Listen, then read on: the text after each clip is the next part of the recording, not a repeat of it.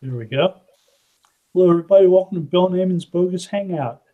I have everybody introduce themselves. Doc? Hey everybody, Doc Sheldon here of Intrinsic Value SEO and Search News Central. Terry? Terry Van Horn, SEO pros and all over the place. So that's one of Tim? Yes, that's me. I'm Tim Calling. I'm the owner at A Servant's Heart Web Design and Marketing.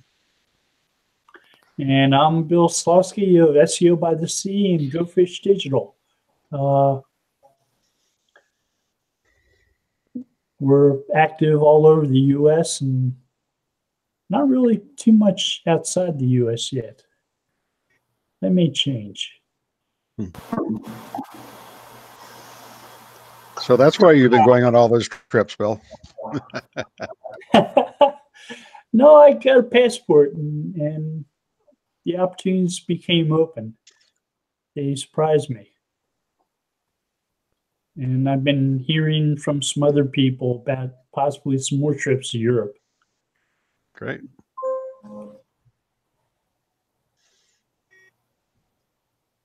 Let's see if trip to Brighton SEO happens. I put a pitch in.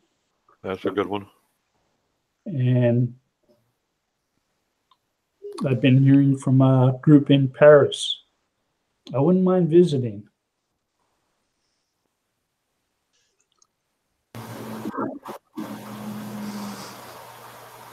Too bad they speak French there. Montreal's closer. Yeah, that's right. If you want The to speak French, experiences in French-speaking places, I can say, it's not been good. I tell you, France has a reputation, at least in the United States, has a reputation for being kind of unfriendly.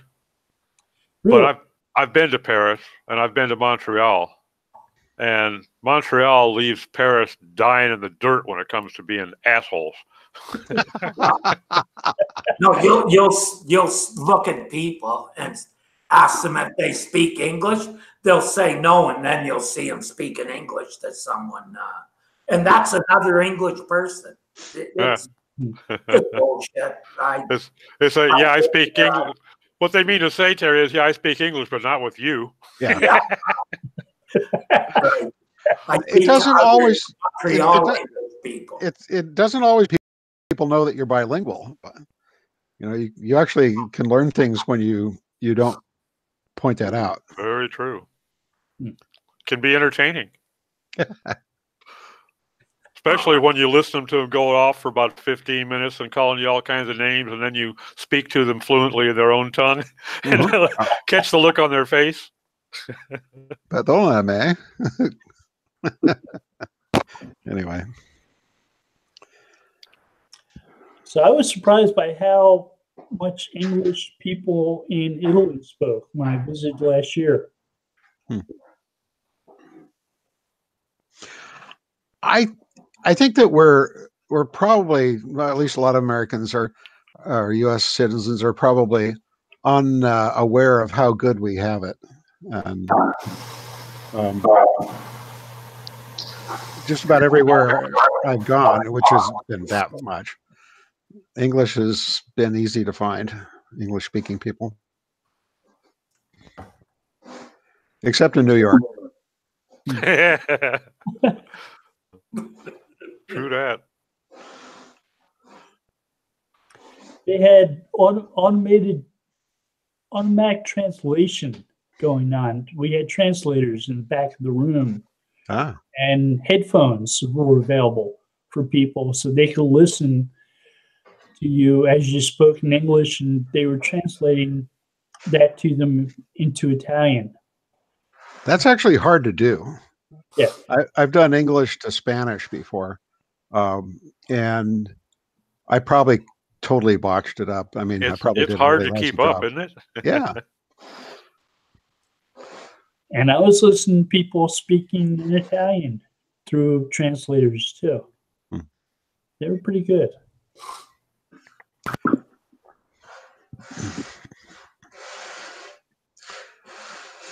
been a long time since I thought too much about that stuff, but I remember when I was a kid in Argentina thinking, I must really have finally gotten used to Spanish because I think I was dreaming in Spanish. I'm not sure, but I think I was. Long time ago. You were immersed in it. Yeah, absolutely. I mean, that's the key. Spent a year down there in high school with a family as an exchange student. The first week or so, it was a novelty for them to speak to me in English. Then it started to wear off real quick. So.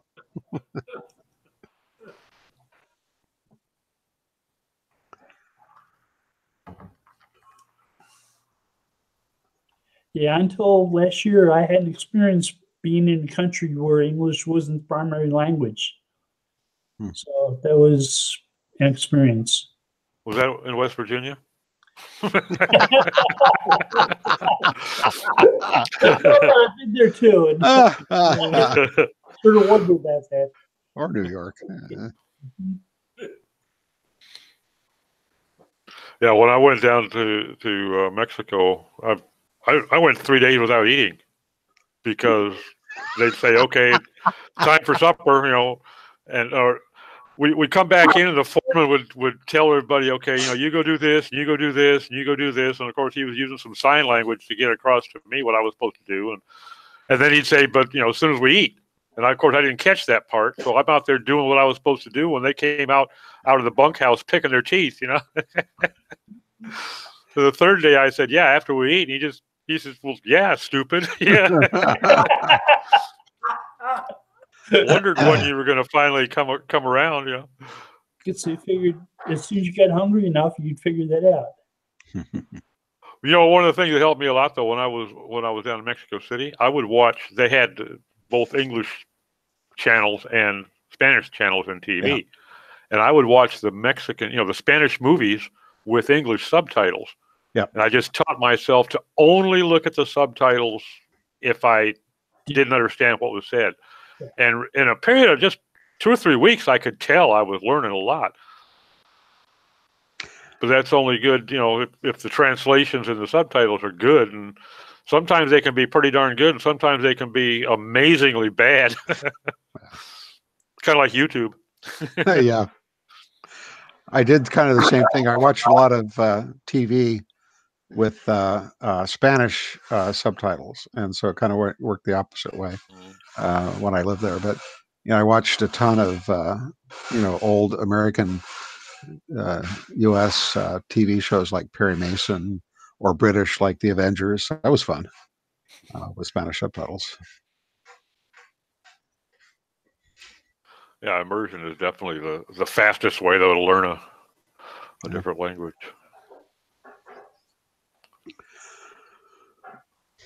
To give that a try.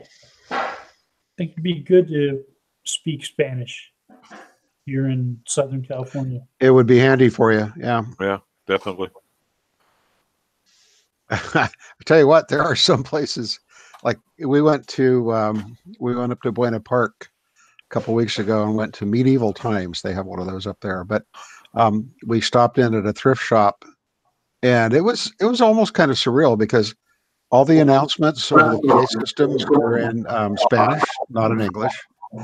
And a lot of the people that worked on the floor, like I'd go ask, like, where's the bathroom or something? And they'd look at me like, can you ask that in Spanish, please? I've been in that Medieval Times. Yeah. Well, it's the only time we've ever been, probably the only time we ever need to go, but it was interesting. It was fun. Got to do it once.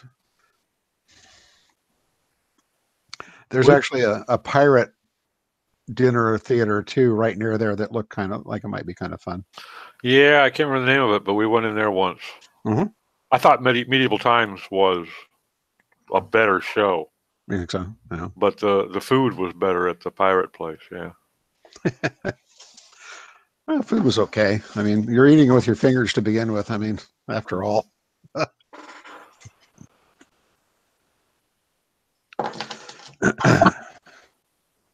Terry, you're quiet. Yeah. When I went to the Medieval Times, I never went back. They didn't bring the booze back.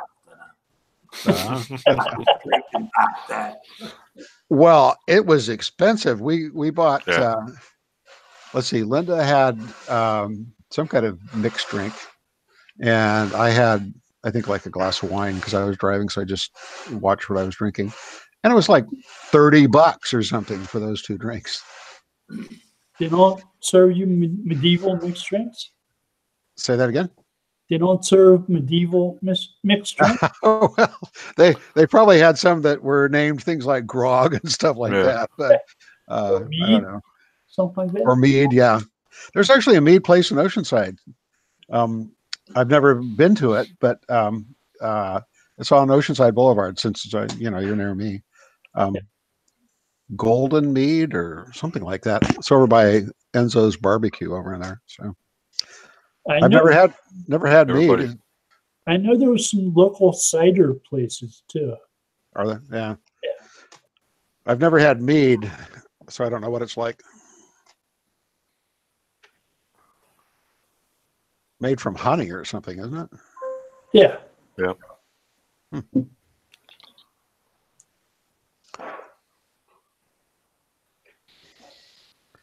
Well, this is the alcohol for SEO show, folks. Take a field trip to Oceanside. Yeah, really. Yeah.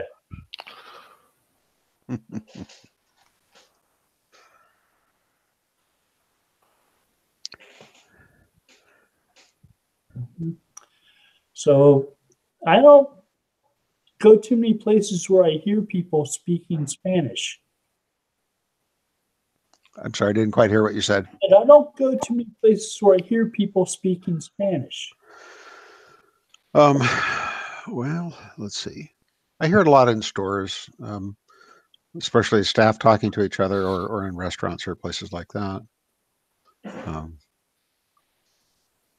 Almost everywhere you go in North County, the kitchen staff is going to be Spanish speaking. Oh yeah. That's almost the case throughout California, I think. Yeah. There are neighborhoods where all of the signage is in Spanish.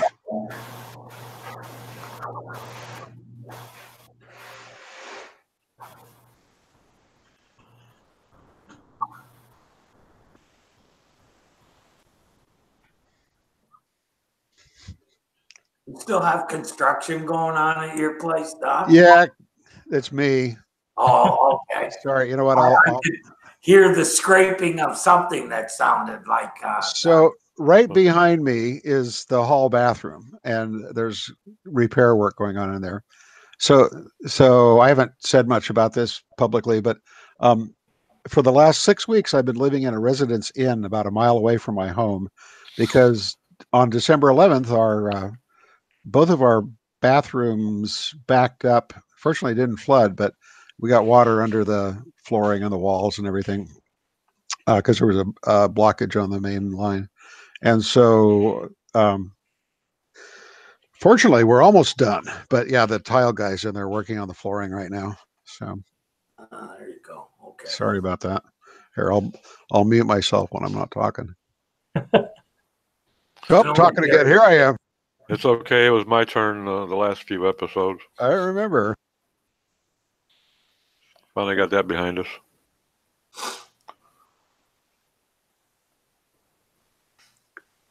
Yeah, I had the water main in my neighborhood go out.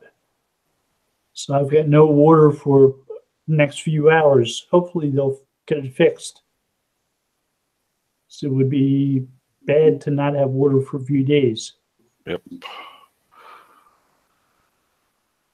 Well, the irony is, at our hotel, I've been there 6 weeks, so it's quite a while, but we've already had 3 days when they had to turn the water off to repair pipe leaks for hours. And they're usually the least opportune hours. Yeah, like 8 a.m. until 5 p.m. or whatever. Like, oh yeah, nobody's going to be in the hotel then.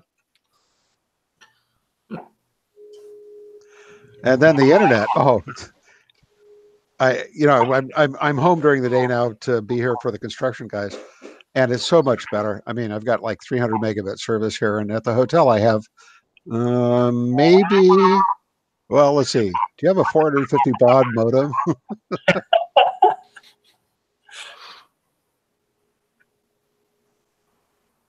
I stayed in a residence inn for 6 months a few years back. I was handling a construction project for a client up in Huntington Beach, and they had a substation, utility substation, on the roof of the building that brought in like 13,600 volts and stepped it down. And then from there, it wasn't just serving them. They actually leased the space on the roof to the utility company, and they served several adjacent facilities as well.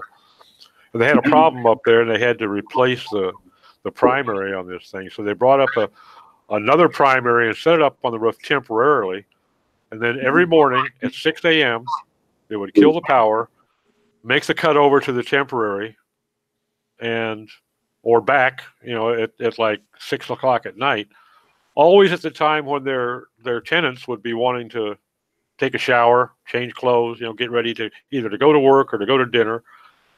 And I talked to the manager about this. I said, has it occurred to anybody that the timing on this is a little bit less than ideal? You got 180 rooms here, and you're disabling the ability to take a shower before work to everybody every single day. He says, yeah, but they don't want to pay the contractor overtime. I said, so what kind of a discount can we expect on our room rent? Yeah, well, good luck on that. That went on for like 8 days. It got pretty gamey. I got to the point where I'd sneak home at noon from the office. I was only a few blocks away. I'd sneak home and take a shower and change and go back to work. There's also the gourmet breakfast bar at Residence Inns. Oh, yeah. Stale donuts and lukewarm coffee. Well, the hard-boiled eggs were, it's only been about 3 weeks since they were cooked. They're still looking. They bounce nicely. Yeah. You want to play a game of ping pong on the floor in there? I guess the oatmeal's pretty good. That's what I can say about it. And they have bananas. What can I say? Oh, well.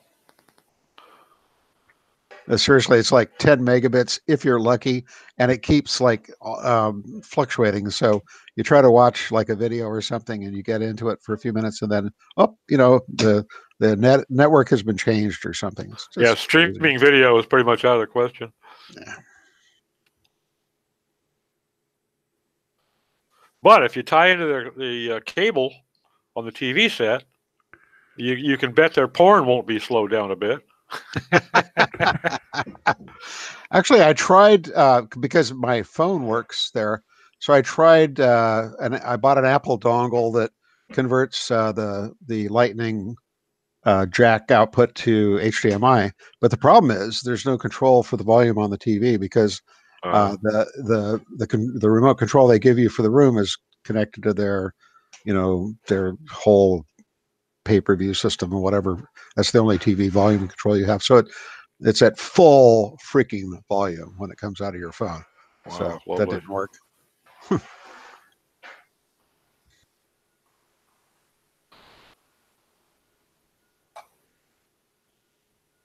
Ooh, you know what? I just realized we haven't talked about anything SEO-ish. You guys hear about the fine that Google has been assessed under GDPR? No. 47, 50 million? 47 million? Somewhere in that, yeah. And is it euros or dollars? That's I forget which. Why it was a little confusing. I was seeing different prices. I was seeing 57 million. I was seeing 47 million. So one of them may have been talking about euros, and the other may have been talking about dollars. What was the nature of their infraction? That was the French that brought the action. They don't know. Actually, seriously, I didn't read the story. I just saw the headline. I had not seen that. I'll have to look for it.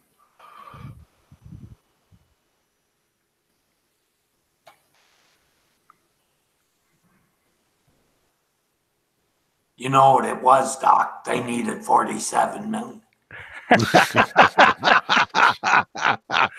Well, hey, in francs, that's about 100 billion, isn't it? So, that starts to add up. All this stuff is just indirect taxation. Yeah, exactly. Well, they needed to go out and buy more rifles for the French army, because then on the people to stand around and do nothing. Well, hey, best deal in the world on war surplus is French rifles. Dropped once, never fired. I was gonna say they may be just looking to acquire a new batch of white flags. You know what? I probably ought to be careful. There are nice people in France. Oh yeah, Adam. Yeah, I was gonna say, I think that's a myth. I might know one or two, I guess. I don't know. Yeah, I'm seeing 50 million euros. Ouch. At the Verge, and then 57 million at Threat Post, and $57 million at Washington Post. 50 million euros is a lot more than 57 million US. Yeah, it is. And I see 44 million pounds. So what this tells you is that the press has no clue what the fine really is. There's many, many francs. I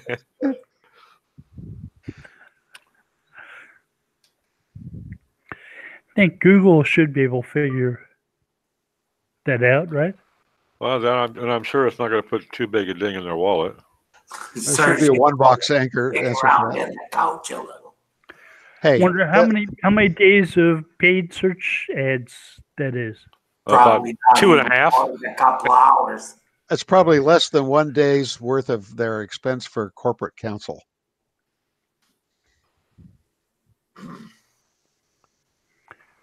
Really? Google Legal probably spends more than that per day on just staff and overhead, I bet. That's a lot of money, but I bet they've got a lot of lawyers. They file all kinds of patents. They are in litigation a lot. The patents they've been filing have slowed down. Really? They aren't filing as many as they used to. Yeah, but you know what IP attorneys cost? So. Yeah, but when they were regularly filing about 40 or so patent applications a week, and they're down to 5 a week for the past 2 weeks. I think maybe 4 last week. Wow. Well, they may have patented just about everything by now, Bill. Yeah, maybe there's nothing else left to patent in the universe. You got to come up with something new, or else just expand on a pre-existing. So Microsoft is still filing a lot, more than Google is. Don't know. Interesting. So my patent lawyers can beat up your patent lawyers. Do you just look at the search patents, Bill? You don't know they're search patents until you look at them and read a little bit. Because sometimes the names are not too descriptive. Yeah, even the summary sometimes is a little vague. There was one recently that was called something like re-ranking approach. Right. And it was about content that's duplicate. That's one is on a author's site and the other is on a site like The Verve or Medium or something like that. And they said if the mainstream media site, the larger site, has more authority, more page rank, they might rank the author's site higher because it's associated with the author. It's the actual author of the content. And they'd prefer to show the author's site in search results. Right, and that's kind of the move from using the site with the most authority to going to trying to keep it to the creator. Right, but like I said, that's what it was about, and the title of the patent was re-ranking approach. Yeah, a little misleading. Not actually re-ranking. they're replacing one with another. Well, they're not ranking based upon page rank and information retrieval score anymore. They're saying, okay, says, "Oh, I like that one, so we'll put it in." yeah. Well, it's more of an attribution-based ranking than. Oh, right, attribution-based. Okay. Of course, there are a bunch of folks that work in our community that will simply say that this big mainstream site is passing authority to this other site. That's why this other site's ranking better. Yeah, they'd be wrong.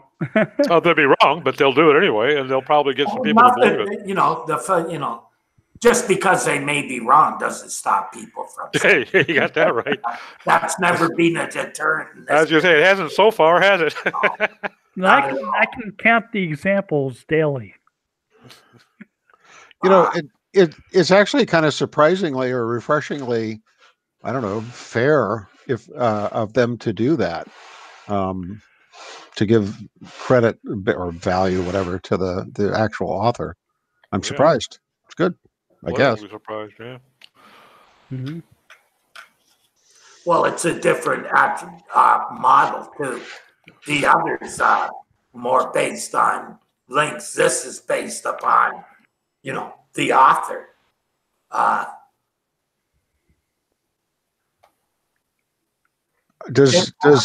you could argue that it is the fact that it's on that other site that's causing it to rank the other page. So you could take the other side and be equally right. I don't agree with that. I think it boils down to simple attribution. Okay, so if that article, I guess so. But if it's put out first on your site by Terry Van Horn, you deserve more credit for the publication of that piece than the New York Times. Well, the patent refers to association with an entity, with the entity known for creating original content. Right. They want to reward that. So what could happen, right, Doc, is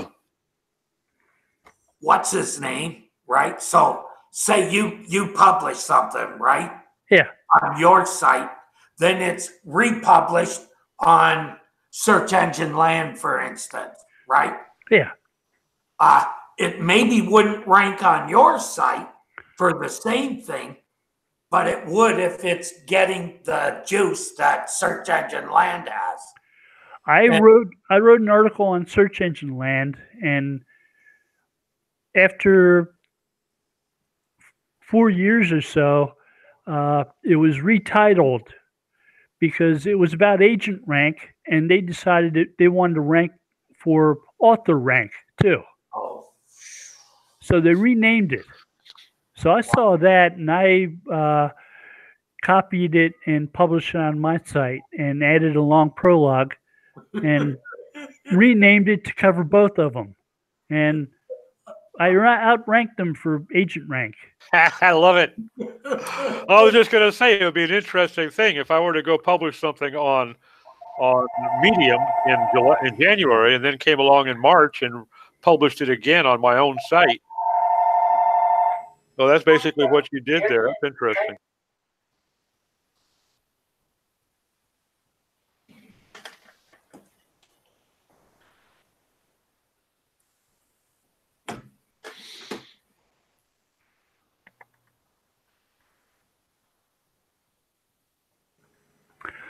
I hate when I get phone calls from spammers during Hangouts.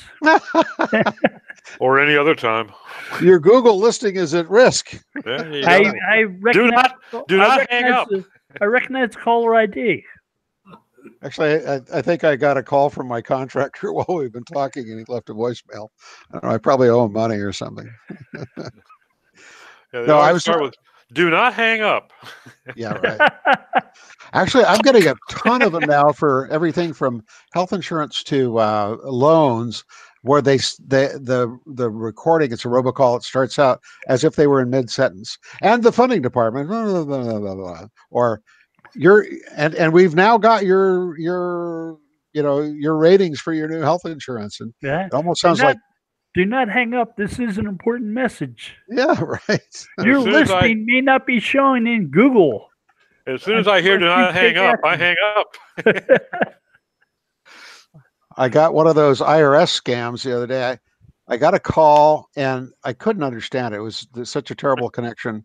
And I hung up and I called right back to the number, and it was answered by some woman. It was a Washington, D.C. area code. Some woman with a very strong non-English accent saying, who answered the phone, IRS Investigations Division or something. Well, I mean, I know baloney. So I laughed and she hung up. And then I called the local FBI office and I said, here's what happened. Do you want the number? And she said, you can give it to me, but nothing will happen.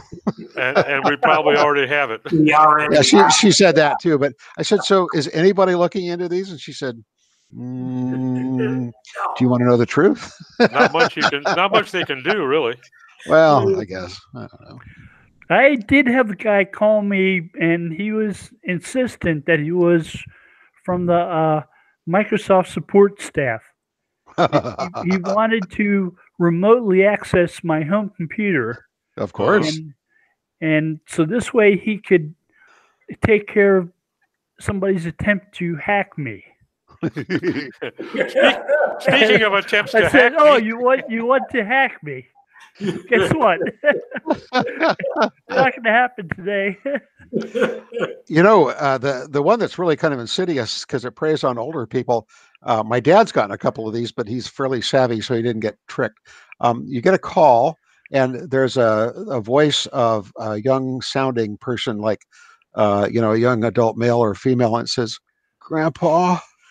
And when this first happened with my dad, he said, "Yes," and the voice said, "I'm in jail, and they say I can't get out unless I get in some amount for bail." And by that point, my dad's going, "Yeah, sure." And so he played along a little bit. He said, "And is this?" And he named some name, like, "Is this Freddie?" We have nobody named Freddie in the family. Yeah. And can you send me the bail money? But that's really bad. The phone scams where they prey on the elderly that don't have any money to begin with are just horrible. We saw so much of that with our business over the years. And so many of them are not savvy enough that. Yeah. We had a woman she had been the city treasurer of a town here in North County. And she, by this point, was no longer cognitively as able as she once was. And she got taken for like 10 grand. Yeah. So. In fact, that same poor lady, another time somebody called her, swindled her out of some amount of money on her card until finally the family took away the phone or whatever. But they said that they were there to help her sell her timeshare. She has no timeshare. Oh, jeez. Oh, no. We laugh, but it's just awful. People that there's lists of people. You can buy lists of people. Yeah. I used to do that for a living. When I had my database consulting firm, I worked on resort sales, telephone sales company here in San Diego. It was a big one.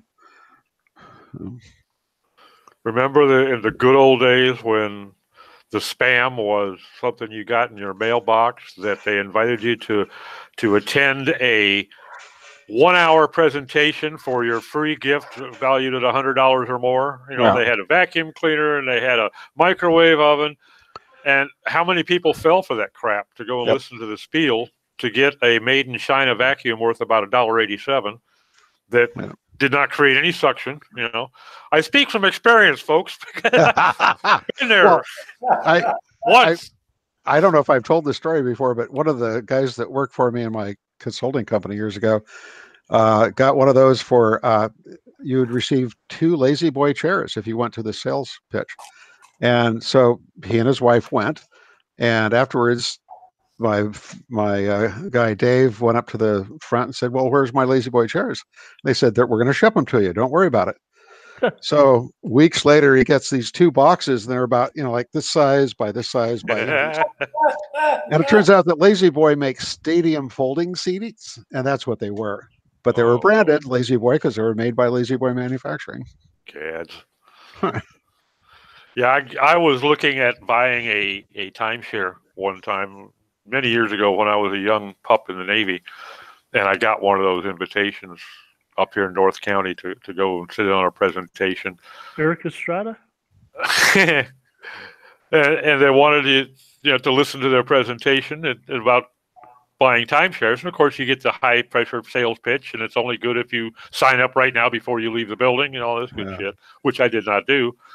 But it was a kick because the timeshare was in a planned community up somewhere in the middle of the North Mojave Desert around Apple. It was like 10 miles north of Apple Valley, when Apple Valley was nothing but unpaved, scraped routes where they hadn't even built any homes yet. They hadn't even put any streets in yet. And this thing was like a 5-minute drive from there. Well, that's where Roy Rogers was doing all kinds of development, right? Yeah, out in that general area, yeah. And I said, yeah, I'm gonna, and this is the value of this thing is all based upon the fact that everybody around me is going to put up in the next 6 months a $500,000 home, right? They wanted me to pay like $2,500 for a piece of land that was probably worth less than a tenth of that. I never mind. If I'm going to buy a timeshare, I'm going to buy one that's existing, and I never did. I've only gone to one of those ever in my life, and that was in Hawaii. We went to one so that we could get a free helicopter ride. It was kind of worth it for that, although it was still a pain in the neck to keep saying no, no, no, no, no, no at the end. Where they get you into the boiler room. So, but we got the free helicopter ride, so that was worth it. It was on Kauai. That was well worth it. That's a beautiful island.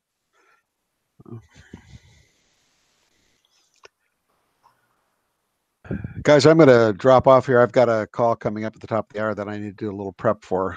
So I will let you go. But hey, nice to see everybody. Take care, Tim. Have a good one. Take care. Mm-hmm. Bye, Tim.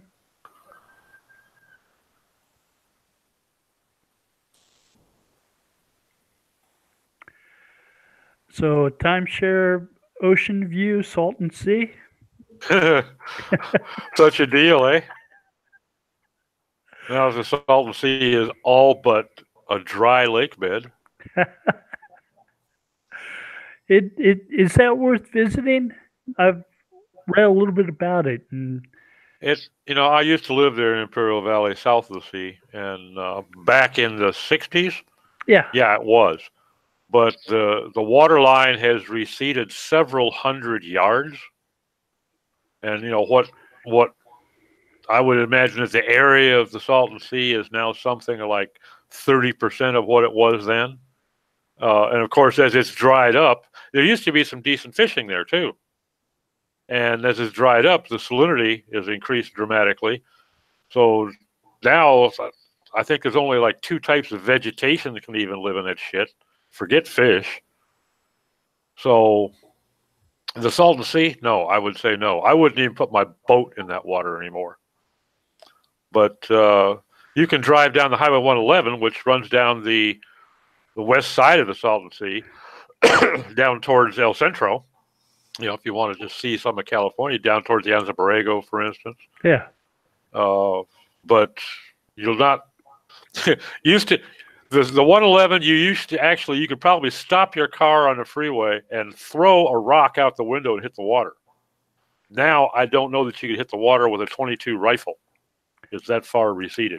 Was it 2 years ago that we had all the flower blooms in the desert east of San Diego? Because of all the rain during the winter? I can't say, but it sounds reasonable. I mean, the desert can be beautiful. We've gotten so much rain this winter. I expect to have the same type of thing happening. Probable. Especially if you get up into the foothills there, on the east side. Go up into Anza Borrego Desert. If you go online, you check a little bit the seasons of some of the cactus, when they bloom. Yeah, they can be beautiful, like the Ocotillo cactus. I mean, you're talking. You're hard pressed to walk a mile without, and being able to not have to weave and bob and weave between these things and they're gorgeous with these big yellow flowers at the top of each stalk, But a lot of the cactus, and they bloom at different times. That's the thing. When you get up into the Anza Borrego Desert, there's some beautiful land up in there. And there's some springs up in there. There's a hot springs up there somewhere, at least there used to be. But the Salton Sea has dried up so much, it's not like just evaporation or not being fed anymore. There's supposedly some sort of a fissure or something where it's draining out because the water loss was just tremendous.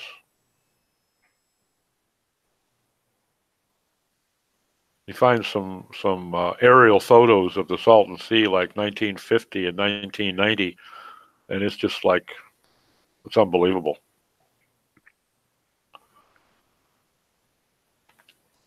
It sounds like I missed something there. It sounded like a tremendous recreational place. Well, at some point in the past, yeah. At some point in the past, yeah, it was. I mean, there was some great water sports, fishing. There were an awful lot of little resort places that rented boats and ski boats and whatnot and party boats all the way around the sea. And there were some small communities that popped up at different places around the coast of the sea that, retirement villages, that sort of thing. I shouldn't say villages, retirement communities. But it's, the loss of water has just been catastrophic to them. And the problem is, you used to have, a 100-foot dock off of your property into the water, and now you're a half-mile setback. It's dried up that much. You might as well sell the boat or buy a trailer, one or the other. Oh, it's sad. Yeah. I don't know. I grew up around the desert, so I like the desert. It can be beautiful, but it's different. I mean, it's not like a walk in the woods.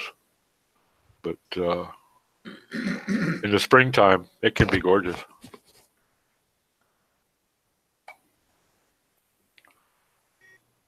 Well, I haven't had a chance to spend any time there.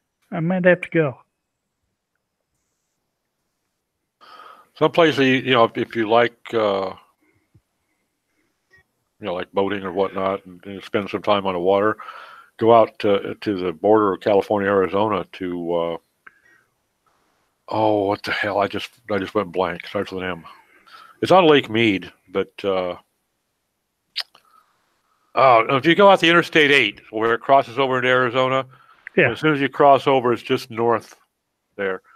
And that's a beautiful area. I have to think about it. Let me look at a map. Can't remember the name of the darn place.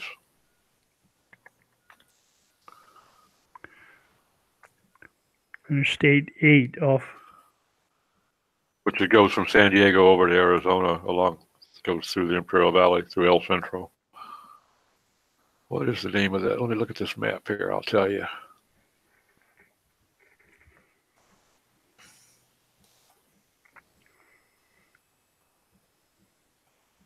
It's like right there at the Yuma and Winter Haven area.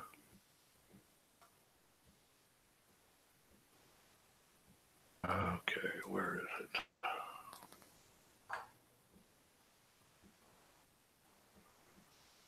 Well, maybe it's further north than I remembered.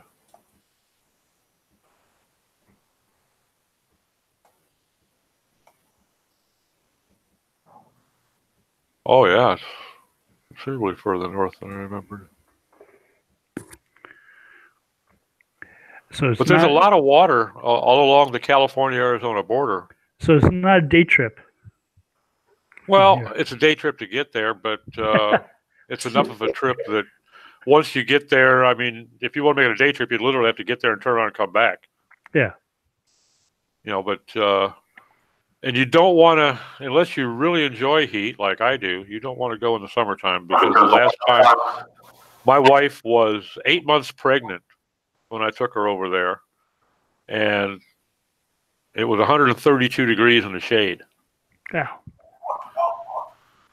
And I still hear about that shit 30 years later. So It did not endear me to her, I tell you. 132. Yeah, that's what the guy. This is in the shade outside the motel lobby, which is hard to believe that it was actually that hot, but it was pretty warm. I've been in 111, and that still left an impression. So, well, I worked down. I lived in Calexico, and I used to work in the fields when it'd be 110, 112 degrees, and you just get used to it, and you drink your weight in water every day, But it was miserable. Anyway, all along the Colorado River, there's a lot of areas there which runs. That's the border between California and Arizona. And Laughlin is what I'm thinking of. Okay, that's considerably further north. So it's Lake Mojave, which is the Colorado River, forms Lake Mojave right up around Laughlin. And that's where the Highway 40 goes across the desert and hits Arizona. And Laughlin, Bullhead City, Mojave City, that area, there's some great water sports there. You can rent party boats, you can rent speed boats, you can rent, just a little John boat, a fishing boat, bass boat, whatever. And you can spend a long time. You can spend a couple of days easily on Lake Mojave going up and down and not see anything twice. And you go up north into Lake Mead, then you're really into some gorgeous stuff there. That's in the big national forest up there. But that's out in Henderson, which is just on the east side of Las Vegas.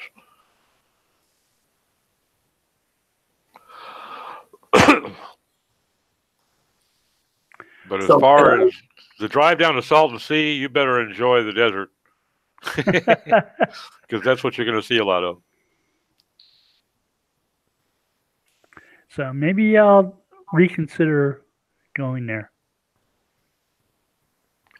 I think I'd maybe rather go visit Central California. See some of that. There's some gorgeous places up there. Central to northern, there's some beautiful forest up there. What hasn't burned. Yeah. And most of it hasn't burnt. If you ever get a chance to get up, for instance, up north, up to Lassen National, that is absolutely fantastic. Take yourself a little pup tent and some sleeping bag and a camp stove, and you won't want to come back. It's that pretty. So I need to get a trip to Catalina Island out of the way first. So I've heard good things about that. That could be a good little day trip. Take the ferry. Yeah. I mean, if I drive north about half an hour and get a boat from there, it's not too far. No, it's not. I don't remember how long it is by boat, but they've got a couple of high-speed ferries that run out there that really get you there quick. It's pretty. This time of year, it wouldn't be very comfortable walking because it's cold and they're going to get some pretty substantial wind. But still, there's some nice shops, restaurants, and whatnot. It's a little expensive, but worth the trip. And you can fly out too. I mean, it's a pretty inexpensive. It used to be something like $34, $35 for a one-way fly out. It was like a 20-minute flight. Landing in a small private plane on the island is interesting. Think it was 14-minute boat ride? Oh, I don't buy that. Or was it a $14 boat ride? Yeah, that sounds more realistic. Yeah. No, it's more than that. It's probably an hour to an hour and a half off the top of my head. I don't even remember how far. It's something like 27 miles. And you figure you're only going to be doing 20 to 25 miles an hour in a boat. Yeah.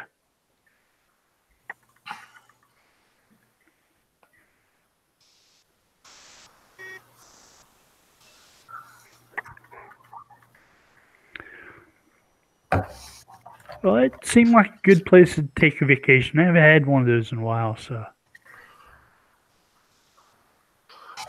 Isn't there a ferry right out of Carlsbad? No. Well, it's a little bit further trip, but I thought there used to be one at least years ago. Not in Carlsbad. There's a harbor in Oceanside, but there isn't in Carlsbad. Maybe it's Oceanside I'm thinking of then. Yeah, I know you can get out of Long Beach. You can get the ferry. Is it the city right above Camp Pendleton? Ooh. Linda? No, it's not. It's Dana's Point. Dana Point, yeah. Yeah. Yeah, that's right there by Laguna de Gal.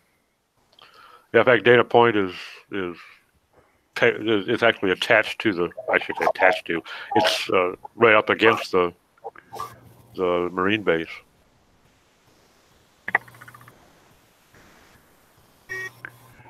Yeah, the boat ride from there, I think it was $14, which sounded really good. And it's like exactly 30-minute drive from here. So that sounded really convenient. Well, and Dana Point has a nice little marina there too. You know, just even for just a couple hour trip, drive up there. They got some great little restaurants.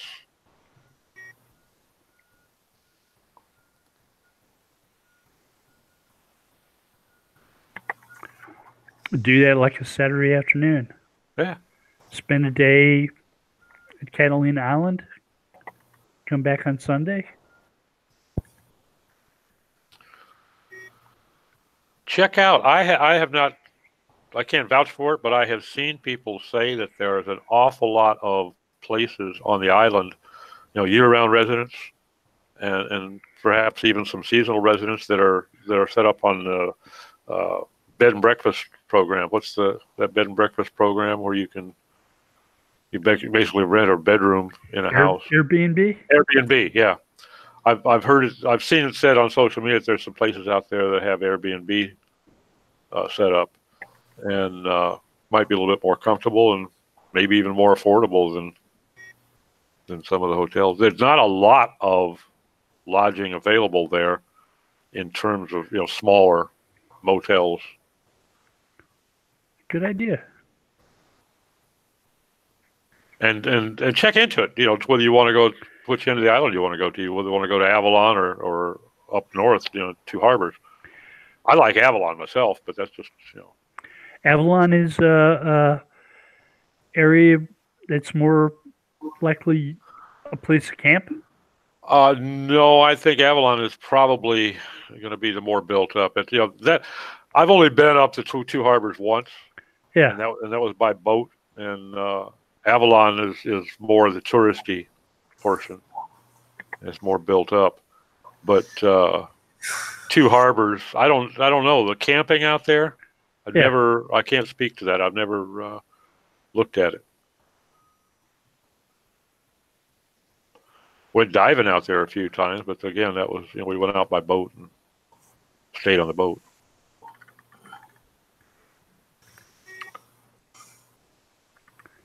Makes sense.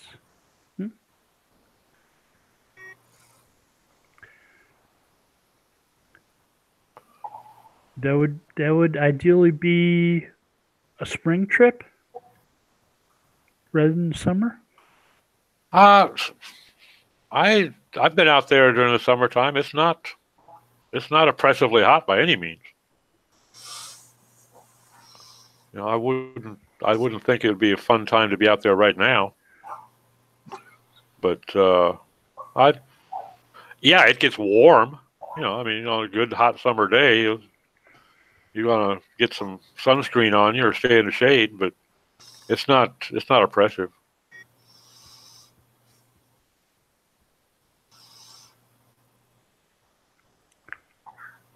Well, I'm looking at a 2019 satellite shot right now of the island, and I don't know what's available for camping, but I'd say about 99% of the island is undeveloped. One big campsite. Avalon is basically just a pimple on the tip of the island. So.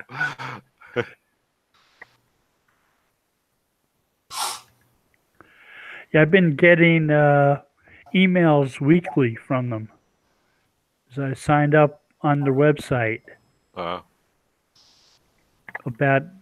all the adventures on Catalina Island. I think maybe they've made that bigger than it really is. Well, they've always been, for the last couple of decades that I know, they've always been pretty aggressive in trying to market the tourist aspect.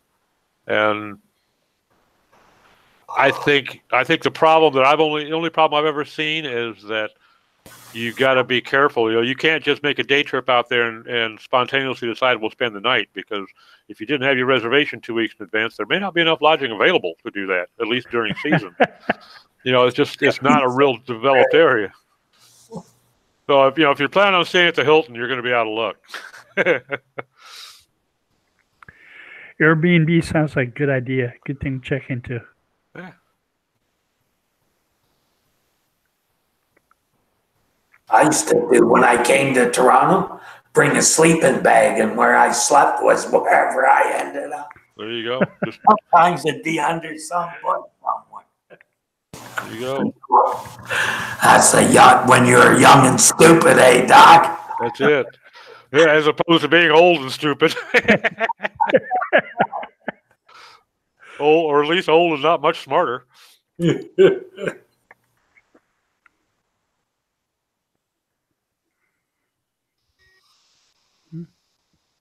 I'm looking at the map. There's not a whole hell of a lot of development that's going on out there, apparently. Well, guys, it's top of the hour. I think we're going to call it a show. Thank you both. Good to see you guys. Goodbye. Have a good one. Take care, everyone. Bye now.